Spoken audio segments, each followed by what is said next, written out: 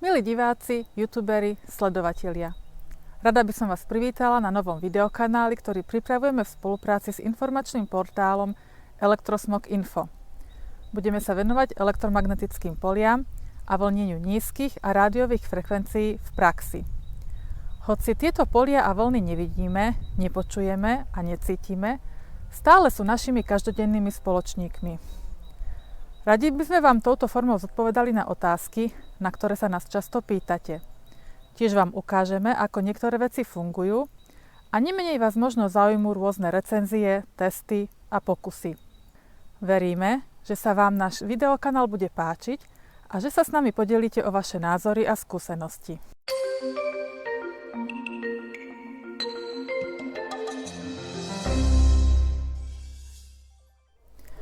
Distribučná elektrická sústava predstavuje najväčší a rozlohou najrozsiahlejší zdroj nízkofrekvenčných elektromagnetických polí. V európskom kontinente, ktorého súčasťou je aj Slovensko, sa v elektrárniach vyrába elektrická energia, ktorú charakterizuje striedavé napätie frekvencie 50 Hz. Jej prenos zabezpečujú rozvodné siete až k spotrebiteľom po zásuvky, spotrebiče a svietidlá v našich domácnostiach, v mestách i na vidieku. Všade, kde sa nachádzajú rozvodné elektrické vodiče, je v menšej i väčšej vzdialenosti prítomné elektrické pole s frekvenciou 50 Hz. Pokiaľ na tieto vodiče pripojíme spotrebič a zapneme ho, začne prechádzať vodičmi a spotrebičom prúd elektrónov, ktorý vytvára v okolí aj magnetické pole, a to s rovnakou frekvenciou 50 Hz. Obe tieto polia vieme kvantifikovať, merať, a to každé zvlášť.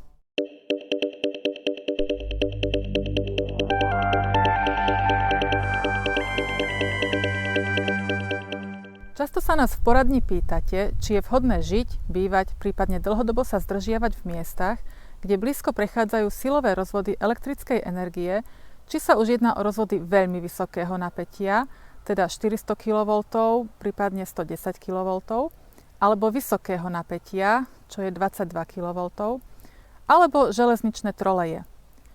Sme v Borinke, ponad ktorú prechádza 400 kV vedenie, a v tesnej blízkosti niektorých pozemkov. Použijeme prístroj na meranie nízkofrekvenčných elektromagnetických polí a ukážeme si, aké sú reálne dosiahnuteľné úrovne intenzít elektrických a magnetických polí. Dôležité je spomenúť, že nie stožiare sú zdrojom polí, ale samotné vodiče, vedené vzduchom. Meriame striedavé elektrické pole v jednotkách volt na meter. Nachádzame sa pri 400 kV elektrickom vedení 20 metrov pod vodičmi. Hodnoty sa nachádzajú tesne pod 2000 V na meter. Momentálne je hodnota 1600 V na meter. Pre lepšiu názornosť sme zapli na merači aj zvuk, aby sme počuli, ako sa menia hodnoty na displeji. V skutočnosti sme teraz asi meter nad zemou, držíme prístroj stále v tej istej vzdialenosti od vedenia, zhruba 20 metrov, a budeme sa približovať smerom k Zemi.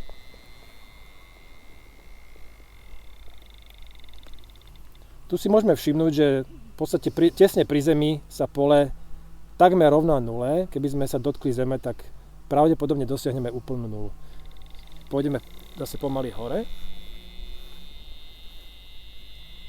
A už sme v pôvodnej výške asi 1,80 m, kde to pole už je cez 2000 V na meter.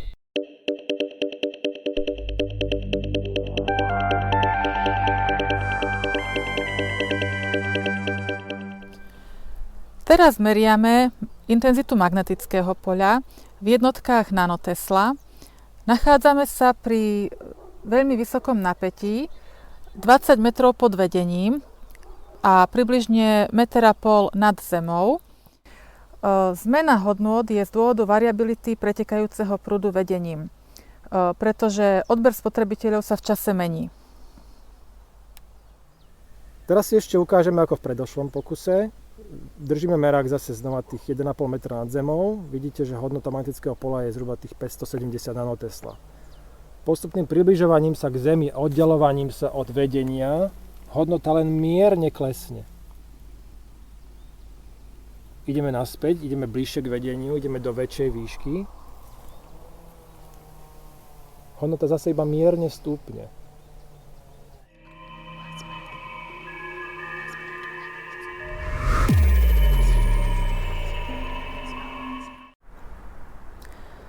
Stojíme pod dvojitým 110 kV vedením, ktorým sa bežne pripájajú na hlavnú rozvodnú stanicu mestské časti, prípadne celé okresy.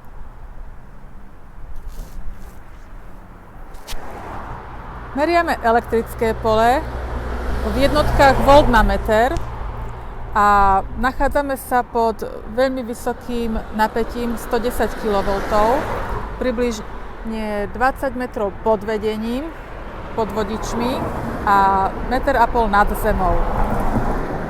Hodnoty sú dosť vysoké a prechádzame bližšie k zemi, hodnoty sa znižujú.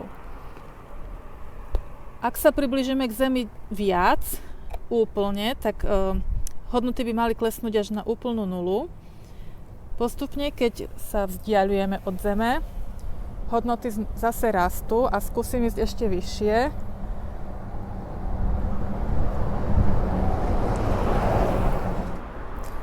Teraz meriame magnetické pole v jednotkách nanotesla.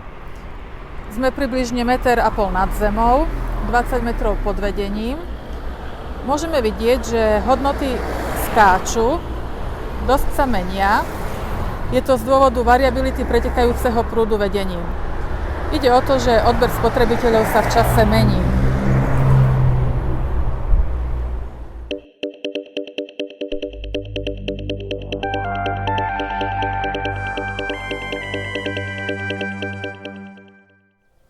Pre porovnanie stojíme pod 22 kV vedením, ktoré pripája menšie miestne lokality, prípadne jednotlivé obce k elektrickej rozvodnej sieti.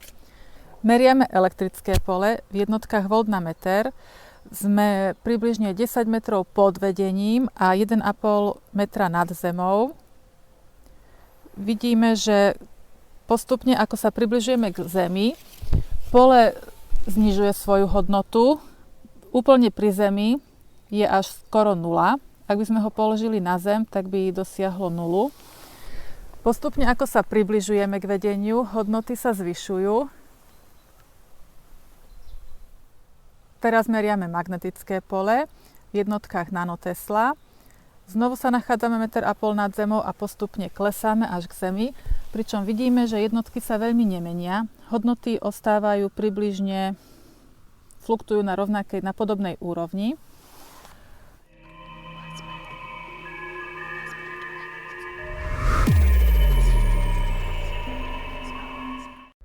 Nachádzame sa pri transformátore elektrického vedenia vysokého napätia z 22 kV na 220-400 V. Ako môžete vidieť, intenzita magnetického pola je pomerne slabá. Intenzita elektrického pola priamo závisí od veľkosti elektrického napätia, čo je v tomto prípade 22 kV. Charakteristickým približovaním sa k vedeniu intenzita prudko rastie.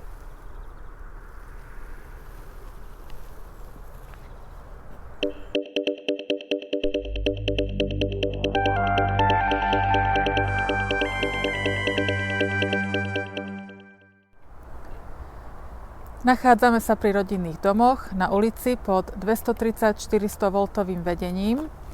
Na tejto ulici si ukážeme, aké úrovne intenzity elektromagnetických polí má lokálny pouličný rozvod, ktorý pripája už jednotlivé domy a zákaznícke odberné miesta.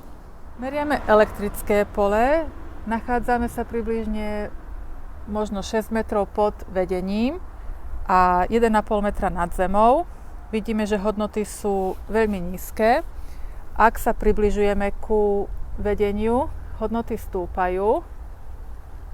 Ešte chvíľu. A teraz sa budeme vzdiaľovať od vodičov až smerom k zemi a úplne pri zemi hodnoty dosiahnu nulové hodnoty. Meriame magnetické pole v jednotkách nanotesla. Vidíme, že hodnoty sú dosť vysoké a veľmi podobné tomu, čo sme merali pri vysokých napätiach.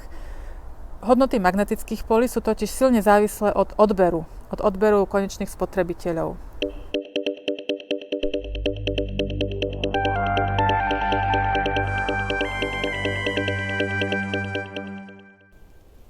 Sme uprostred hlbokého lesa mimo civilizácie.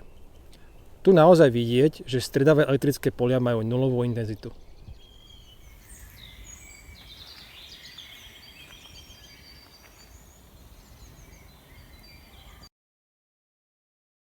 Rovnakým spôsobom meriame magnetické striedavé polia. Aj tu tiež vidieť, že žiaden prietok prúdu, žiadna intenzita.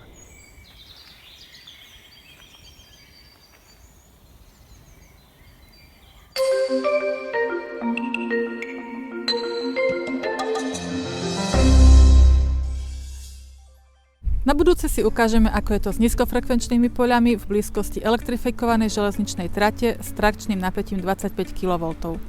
Ukážeme si, ako sa bude meniť intenzita magnetického poľa pred, počas a po prejazde vlaku a do akej vzdialenosti môžeme túto zmenu zachytiť. Pozrieme sa tiež, ako ovplyvňuje naše bývanie blízka trolejbusová alebo električková trakcia.